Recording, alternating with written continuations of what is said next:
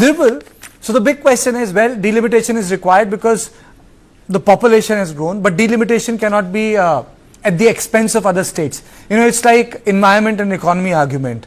Whose expense? So where do we draw the line? Is there any other model on which representation can work in India? Yeah, I mean, he has to offer an alternative. And by the way, let me just say that I'm happy that it's the same team that we had the discussion. After the last discussion, I drew a lot of flack for actually saying you could speak.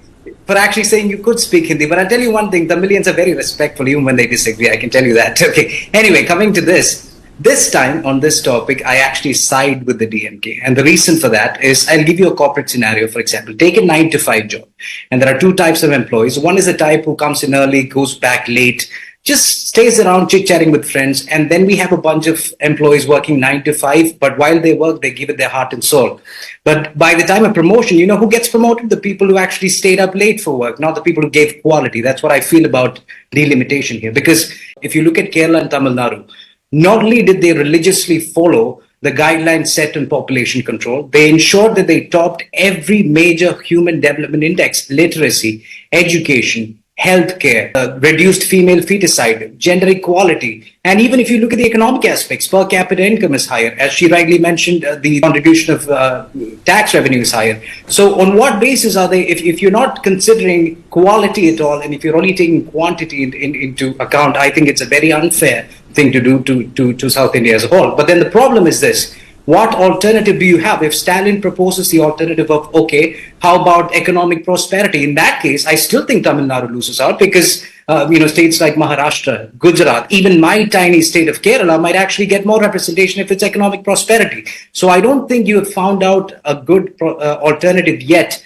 to say that this should not happen. But the good thing for the BJP this time around is that they can have a good argument. It's difficult to beat them on this as far as arguments go, because they can say that, it's not the BJP who decided this, it's the constitution that says this. They can also say that who would have thought that we would be in power in 2026? It is just a coincidence. We don't want to do this. It's a constitution. So they have that good argument with them.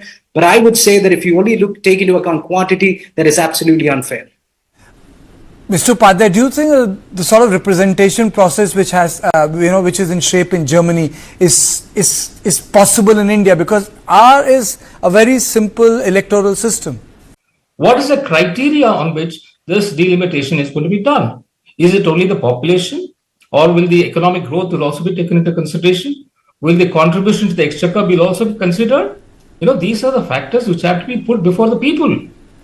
I think, the BJP government is doing a great disservice to the people by not disclosing this, by not, openly, talking about it. Let there be all-party meeting at the national level and then keep everything in the open. I think people need to know. The nation needs to know what is happening. Okay. Well, to put it mildly, I would say that, the whole Tamil debate has turned into a North versus South debate. But let me come back. Absolutely. I just have a fact. If you go by, I'll come to you. I started with you. I'll come to you, Kasturi. No, I just wanted to say, how can it be a democracy if one state... Okay, point taken, Kasturi. You have made your point very strongly. You have made your point very strongly. Nirmal, I'll come to you, Ajit. Can I make a point? Yes. Okay. Nirmal, then Mr. Upadhyay and Ajit, I'll take the closing comment from you. Okay. So, can I make a point? Nirmal first, then I'll come to you, Mr. Upadhyay. Quickly. So what Ajit said is actually the constitutional point. I don't disagree with him. But when you say that, okay, Bihar, Uttar Pradesh, you have to look at the population, there is a problem here.